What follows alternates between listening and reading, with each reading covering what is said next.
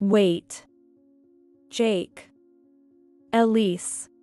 Seeing Elise and Jake suddenly at my house, I was shocked. It had been 9 years since they had eloped. What could they possibly want now? They barged into the house. Don't just walk in. What do you want? Ignoring my attempt to stop them, Elise, her face twisted in ugliness, shouted. I'm going back with my husband to his parents' house. You, get out of the house.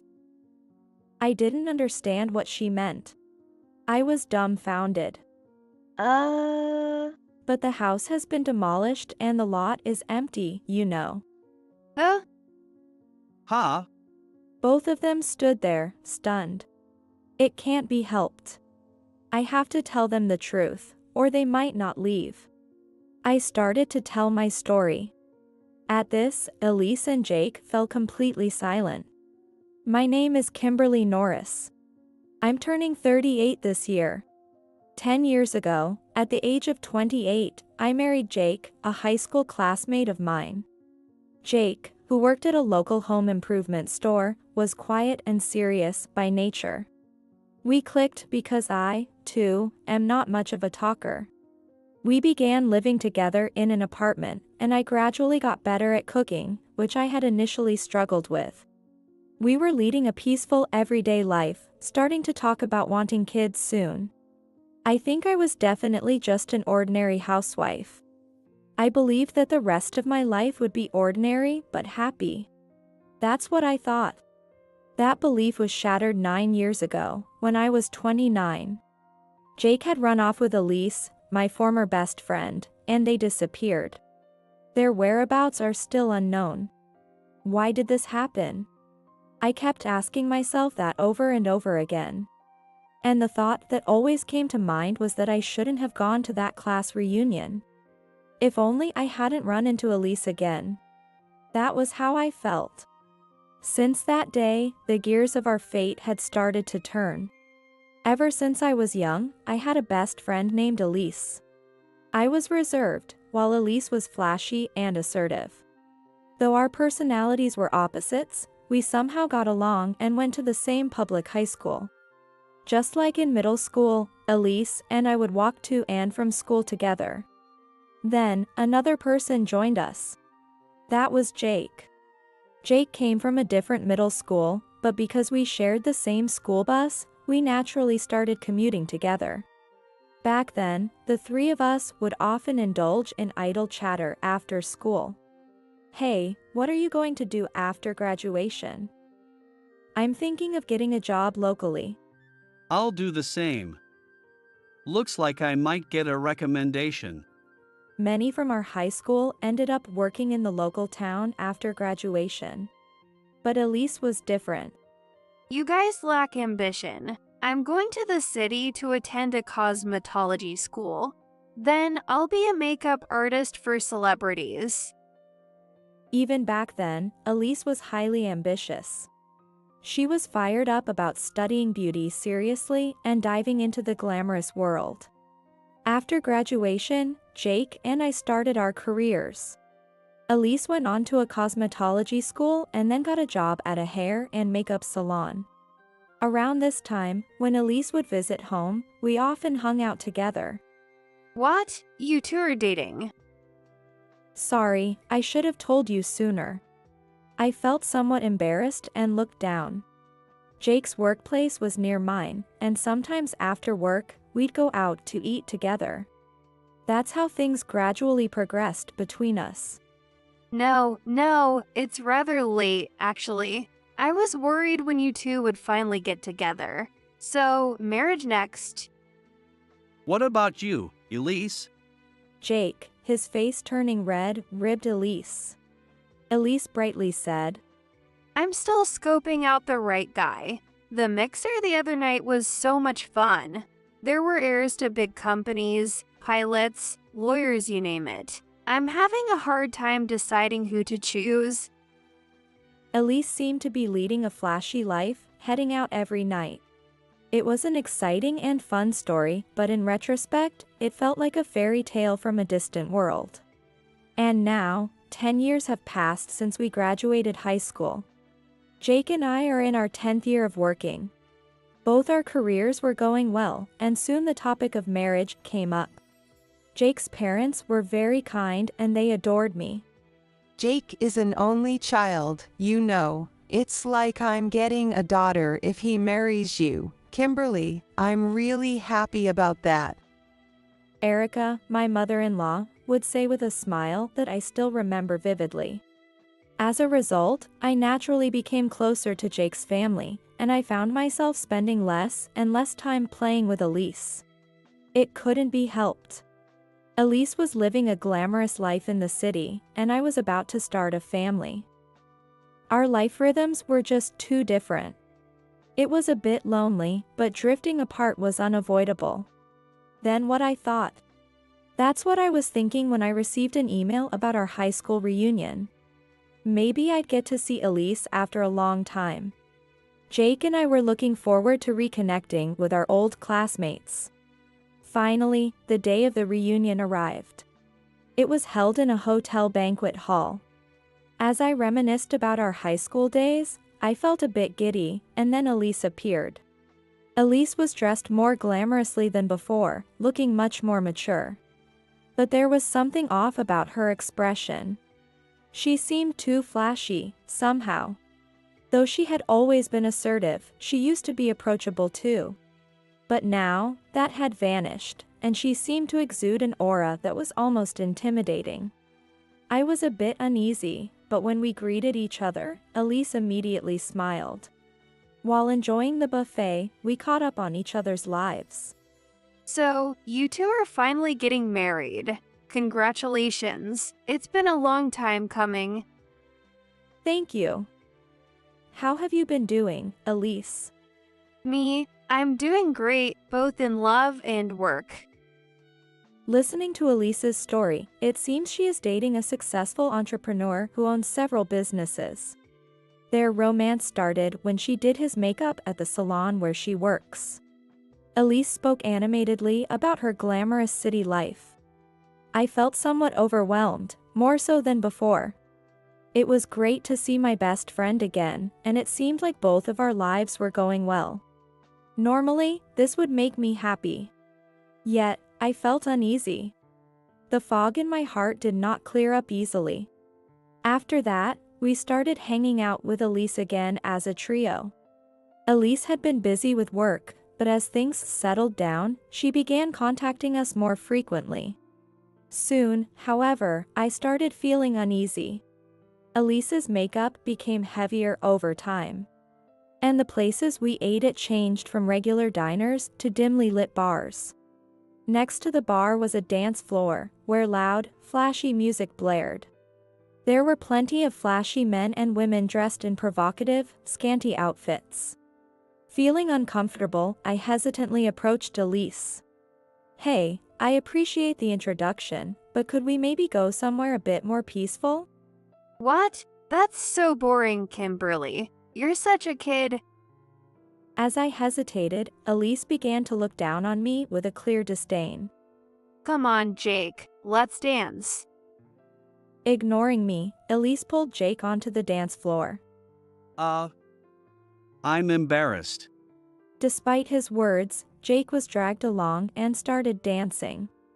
It was so clumsy that it was embarrassing to watch. But Jake was different from me. He seemed to have a desire to try glamorous things that we couldn't do back home. Watching Jake dance enthusiastically, I couldn't help feeling somewhat upset. After that, I started to decline Elise's invitations. I felt like we were living in different worlds. But Elise kept inviting me persistently. How long are you going to be such a goody two-shoes? That kind of life is boring. Kimberly, you're so uptight. You're not very charming as a person. You need to let loose. Her mocking remarks increased. Because of this, I became even less inclined to join Elise's outings. First off, I was already busy with work and family life. I couldn't just hang out all the time like Elise. Surely Jake wouldn't neglect his work and family just to dive into that lifestyle. That's what I thought, but Jake has been going to the city every weekend to hang out with Elise. Lately you've been coming home late, haven't you? You're also gone on the weekends. Did Elise invite you again? Sorry. He would apologize, but he seemed nonchalant about it. I sighed. I've kept quiet because Elise is a friend and I trusted you, but we're married now. Hanging out with other women. I'm not really okay with that. To which Jake casually replied. What are you talking about? It's not just Elise. Recently, her boyfriend has been joining us. Elise's boyfriend? The businessman you mentioned? Yeah. He's a bit older than us, but he's really cool and sophisticated. I totally admire him. Oh, really? I had seen a photo of Elise's boyfriend on her phone before. He's a burly man with a beard, the intimidating type. He's not someone you'd typically find in our social circles. I felt a bit relieved that it wasn't just the two of them, but it didn't change the fact that Jake was still going out. Just because there's someone else doesn't mean it's okay for you to go out. I take the time to make dinner, and if you don't eat it soon, I can't clean up. What's the big deal? You should come too, Kimberly. Let's all have fun together. Jake said with a smile, but I felt uneasy. Typically, Jake is shy and, like me, on the quieter side. He was never one for flashy entertainment. Something was off. But I gathered my courage and firmly said, "That's not the point. I'm not going, and I wish you'd stop getting so caught up in it too." Despite my words, Jake's behavior didn't improve. If anything, his spending seemed to have gotten more reckless. Kimberly, I'm out of money. Can you lend me some? What? You just got paid. What are you spending it on? For happiness, you know? He said, smiling cheerfully. Come to think of it, even his dress sense has changed completely recently. He started wearing flashy leather jackets with embroidery and styling his hair with wax more often. He used to be indifferent to fashion. Now, he's starting to resemble Elise's boyfriend. I felt uncomfortable. Maybe it was because I sensed that Jake was drifting into a world unknown to me. Time passed while I harbored these unsettled feelings. But I couldn't just let things be. Even I, usually so reserved, must speak up this time. Resolved, I picked up the phone to call Elise. Hello, Elise? Kimberly, what's up? I'm going to get straight to the point. I want you to stop leading my husband astray. Elise chuckled upon hearing this. Leading astray? That sounds so sinister. We're just having fun together. You should join us, Kimberly. No thanks, I'll pass. We have our own lives. We can't just play around forever. Elise responded with heightened enthusiasm, almost singing. What are you talking about? Let's break free from that boring life and have fun. What? What are you talking about? This is getting nowhere. Just stop inviting Jake, okay? After hanging up, I felt uneasy about Elise's behavior. Jake too has been acting strangely high-spirited lately. One moment he was all smiles, the next he started getting angry. He seemed emotionally unstable. He was often distracted, and his mumbling to himself has become more frequent. I found myself getting angry alone more often, and it's becoming exhausting. Then, suddenly, the day came. Jake didn't come home all night. I stayed up all night waiting for him, but even when morning came, he still hadn't returned. This had never happened before. Something must have happened. I called him repeatedly, but couldn't get through. Since he had been seeing Elise frequently lately, I thought maybe he was with her, and so, I called Elise's cell phone. But there was no connection. That's when it happened. I received an email on my phone. Sorry, Kimberly. I've come to like the cheerful Elise more than being with you, always sullen at home. Every day is fun with Elise. I can't stand living with you anymore. The divorce papers are in my desk drawer, please file them. Goodbye. As soon as I read the message, my mind went blank. What is this? Words just slipped out of my mouth. My mind was in turmoil, and I could barely stand. What does this mean? I want to talk this through. Even though I sent emails back, there was no reply. Finally, it was noon. I contacted Jake's office. He had been at work until the previous day, but they said he hadn't shown up. I reported his absence and explained the situation to Jake's boss. Please let me know if you find out anything. After I said that, I hung up the phone. I then called his parents. Both were shocked when I explained the situation and said he wasn't with them either. Stay calm, Kimberly. I'm sure he'll come back soon. Erica said gently, but I was panicking completely.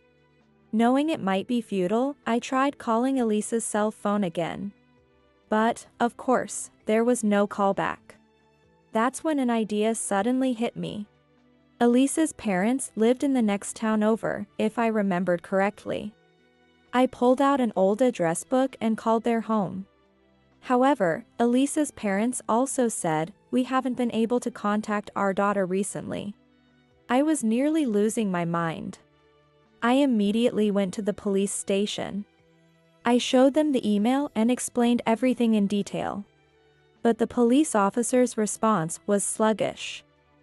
Is it a case of elopement? Hearing that word again made me dizzy. Please, start searching right away. In a near frenzy, I pleaded. The officer spoke to me in a calming tone. Well, if they were minors, it'd be one thing, but they are both adults, right? If there's no sign of foul play, it falls under the category of voluntary disappearance. I'm sorry, but it's difficult to launch a major investigation. However, we will register it in the police database, and if they are spotted, we will contact you. Is that so?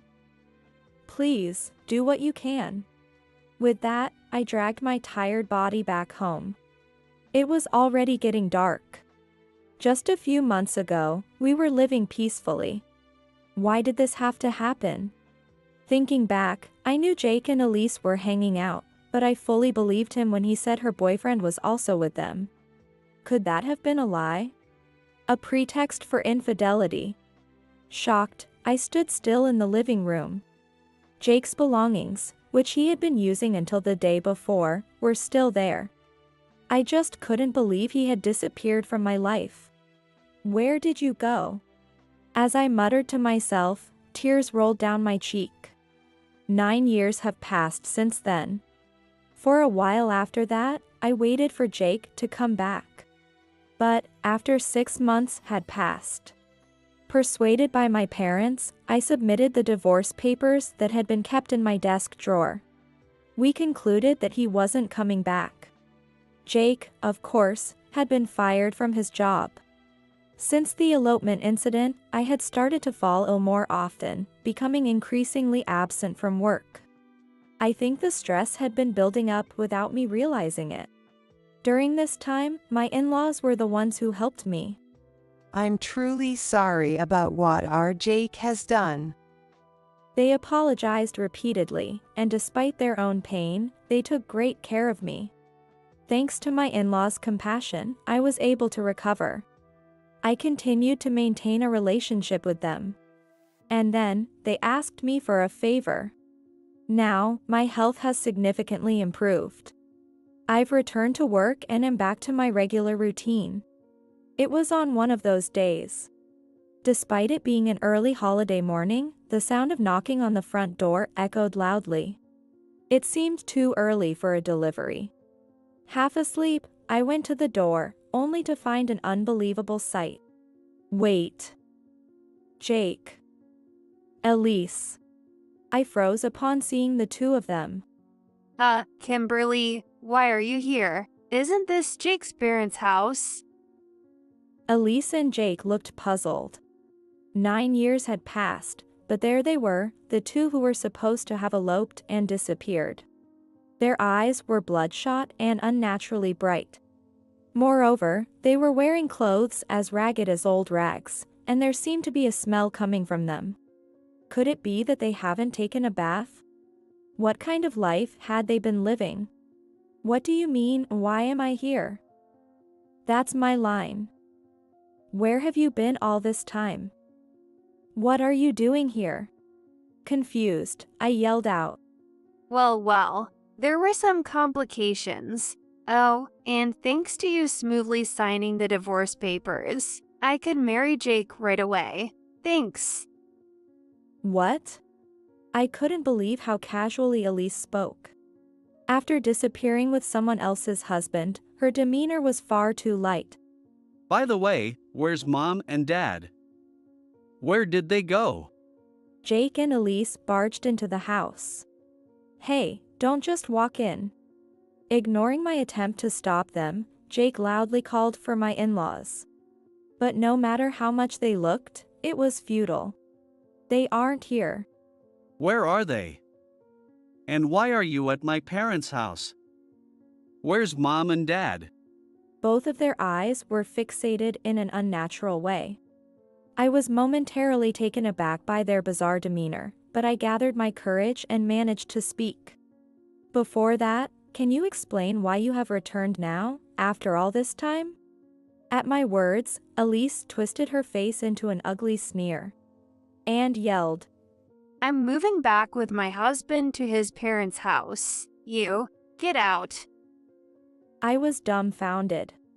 But the house has been demolished and the lot is empty, you know. Huh? Huh? There was a palpable sense of confusion between us. The lot? My parents' house is right here, isn't it? Yes, let's have a serious talk. I was fed up, but it seemed like they wouldn't leave without hearing the truth. Reluctantly, I began to speak. After they had eloped, my in-laws had bought a second-hand property in a remote rural village and moved there. They had always said that after retiring, they wanted to retreat to the countryside. There, they lived quietly, tending to a vegetable garden. So, if we are talking about where my in-laws lived, that rural house might be more rightly called Jake's parents' home now. My in-laws, concerned about my health, would often send me vegetables. I also called them frequently, maintaining our relationship, albeit modestly. However, those days did not last long. Years later, something happened on one particular day. A tragic accident occurred on a rural road where a car, driven recklessly, veered onto the sidewalk. Unfortunately, my in-laws were the victims. They were hit by the car on their way back from shopping. Though they survived, both sustained serious injuries. Didn't you hear about it last year? A young person, high on illegal drugs, was driving recklessly. Perhaps it was my imagination, but both seemed to pale and fell silent upon hearing this. At that time, it was hard to believe such a dangerous incident could happen in the countryside where my in-laws lived. However, it turned out that a festival attracting young people was held in a remote area. It appears that illegal drugs were being circulated there. A young person who attended a festival took drugs and drove while still high. It seems an accident occurred as a result. Subsequently, due to their injuries worsening, my in-laws found it difficult to continue living in the countryside. Since the insurance money from the accident had been paid out, they decided it might be better to move into a facility. Hearing this, I thought of my in-laws, who had no one else but Jake. They had always been concerned about me. Even after Jake disappeared, they were incredibly supportive. After much deliberation, I finally made up my mind. I began visiting the facility frequently, taking care of them on behalf of Jake. The fact that the apartment I previously lived in was near the facility also pushed me to act. My in-laws were very grateful to me. Jake was a late child for them, and they were older than my own parents. Unable to move themselves, they asked me to handle the disposal of their country house, among other things. They reasoned, it's unlikely we'll return from the facility now. As I took care of various matters, my in-laws apologized to me repeatedly. We're really sorry, always. Since Jake disappeared, you've been a great help, Kimberly. We're so grateful, but we feel terrible for disrupting your life. We can't apologize enough. Please, don't worry about it. I would respond each time. However, my in-laws couldn't accept that. Considering everything, including the care I was providing on top of Jake's disappearance, they felt they couldn't face me properly. Eventually, they began to talk about transferring the house they used to live in to me. We've disposed of the country house, but we've kept the old house as it is. I always felt like Jake might come back. I couldn't bring myself to sell it. Erica said this with a lonely look, appearing much older than usual. They think of me as their daughter, so they want to entrust me with this house, they told me. Of course, they added that I could sell it if I didn't want it. I hesitated, but being put in this position, I couldn't refuse. It's the least we can do to make it up to you, Kimberly. I was already considering moving out of the apartment where Jake and I had lived, so I agreed to take over the house. I did some minor remodeling, and that's where I live now. After I finished telling them, both of them fell silent. I can't believe it. Mom and Dad. Jake looked especially pale and visibly shaken. Perhaps he was remembering his parents. From his previously intense gaze, there seemed to be a slight return to sanity. In contrast, Elise started yelling loudly. That's not what we agreed on, Jake. I thought we were going to hide out at Erica and Ken's place. At Elise's words, I frowned. Hide out? What do you mean? Now it's your turn to explain. But Elise just turned away dismissively. As usual, it was impossible to have a proper conversation. Instead, Jake, reluctantly, began to speak. From here, the truth behind their elopement started to unfold. The boyfriend Elise had boasted about at the reunion 9 years ago. His identity was shocking. His name was Andy. Though he claimed to be a businessman, it was a complete lie. Andy was involved with antisocial forces, dealing in illegal drugs as his business. Initially, Elise too had been deceived by Andy's claim of being a businessman. But by the time she learned the truth, Elise had already been completely enamored with him. She quit her job at the beauty salon and decided to start a business with Andy. They called it a business, but in reality, it was selling drugs in the underworld, a completely illegal operation. Initially, the money flowed well, and it seemed like a lucrative job. They indulged in branded clothes and gourmet food. Elise was living the glamorous city life she had always dreamed of. Gradually, Elise and Andy wanted to sell drugs to more people. That's when they targeted our high school reunion. We, being from a small town and rather naive, were seen as easy targets. However, I began to feel uneasy and distanced myself from Elise. Then, they shifted their focus to Jake. Andy came along and got on good terms with Jake, who then fell into the urban nightlife. Soon, Jake was approached with the drug business and quickly got involved. Like Elise, he started dealing on a small scale. However, they eventually struggled to sell their stock. To cover the unsold drugs, they bought them themselves, gradually accruing debt. That's why Jake mentioned having no money back then. Jake and Elise discussed their situation with Andy. There's a place where you can earn more. Andy then began to elaborate. It was an isolated island where plants used for illegal drugs were cultivated. A final destination for dealers who couldn't sell their drugs. It was not a job opportunity but rather a dumping ground for failed dealers. Deceived, the two were forced to cultivate illegal plants there. Gradually, the criminal organization grew larger. People in similar circumstances were continually sent to the island. Of course, the existence of this criminal organization could not be made public. As a cover, under Andy's direction, the email saying, "Elise and I have decided to elope," was sent to me. I was completely deceived by it. Even if I went to the police, they would dismiss it as just an elopement, never reaching the organization cultivating illegal plants. They had planned it that meticulously. On that island, there were a few villagers who had been living there long before. To avoid suspicion, Jake and his group had to pretend to be couples who had moved from the mainland. That's why they claimed to have gotten married. This was also under Andy's instruction. That's why Elise referred to Jake as her husband. As soon as this topic came up, Elise raised her voice angrily. I only married Jake for convenience. I only truly love Andy. But I later learned that there were many women like that on that isolated island. Elise was just one of the women Andy was keeping around. Deceived by Andy, Elise and Jake ended up marrying as a cover and reluctantly started working there. 9 years passed, and recently rumors spread on the island. There were rumors that the place where illegal plants were being cultivated might be raided by the police. Jake said with a pained expression. Maybe. Remember the car rampage that you mentioned earlier that hurt Mom and Dad?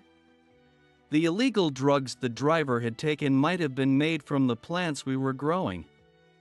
That might have triggered the investigation that's reaching the island now. What? The organization's members, fearing arrest, scattered in all directions. Elise and others came here hoping Jake's parents would hide them, which is why they visited this place.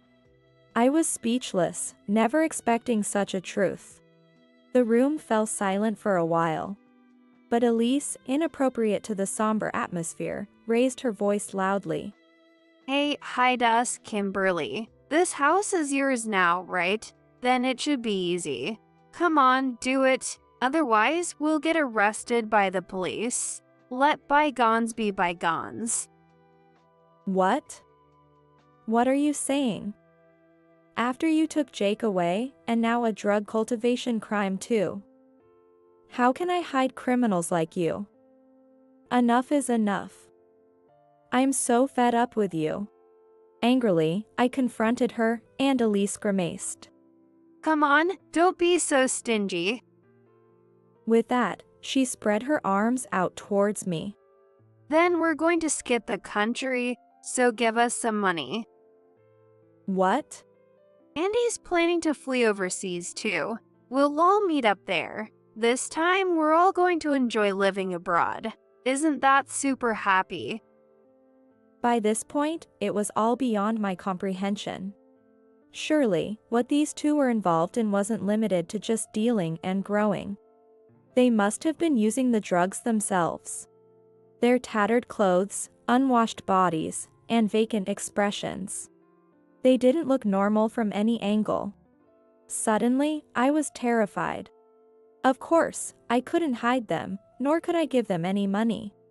But, especially with Elise, communication was completely impossible. Considering they were drug addicts, I had to handle the situation carefully. Come on, hurry up and give us the money. We're going to have a vacation in the tropics. Elise then began to make a scene, yelling loudly. Exhausted from talking, Jake just slumped down, staring blankly at one spot. All right. Seeing their condition, I sighed. But I don't have any cash on hand, I'll have to withdraw it from the bank. Can you wait a bit? Yay, that's our Kimberly. You really get it. We're like best friends, aren't we? Elise's words almost made me nauseous. I took my smartphone, wallet, and house keys and stepped outside. After making sure the front door was securely closed, I hid in the shadows and called the police on my phone. Hello, police? Please come quickly. Drug addicts have entered my house. The address is. Within 5 minutes, the police arrived. The two were first arrested for breaking and entering. As they were taken to the police station, Jake still seemed lethargic, barely managing to walk. In contrast, Elise continued to scream in high spirits. Kimberly, where did you go? Kimberly, we're best friends, right? Hurry up and give me the money. Elise's loud, nonsensical shouting was unbearable to watch. Does she even realize that she's being taken away by the police? Given the situation, it seemed unlikely they would be coming out anytime soon. Watching the figures of Elise, who was once my best friend, and Jake, my former husband, I felt a profound sadness. Later at the police station, both were tested for drugs. The results were unequivocally positive.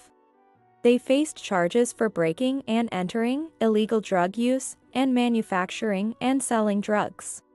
They were sentenced to 9 years in prison. That's the same amount of time that had passed since their disappearance. But it wasn't just Elise and Jake who were arrested. One by one, other members of the organization were also caught. That includes Andy, Elise's boyfriend. He was about to flee the country but was apprehended by police at the airport. It turns out Andy was indeed part of an antisocial force and the mastermind behind this operation. He skillfully sold drugs, manipulated people, and brought them to the isolated island. They were forced to work in deplorable conditions, cultivating illegal plants. Once on the island, since nearly all their money was taken, escape became impossible. Their smartphones were confiscated too. That completely cut off any contact with the outside world. It was a cunning setup.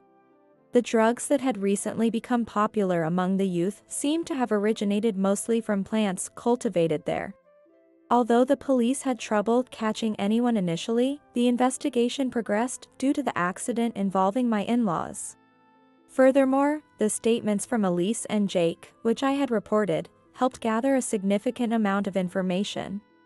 However, by then, Elise was barely coherent.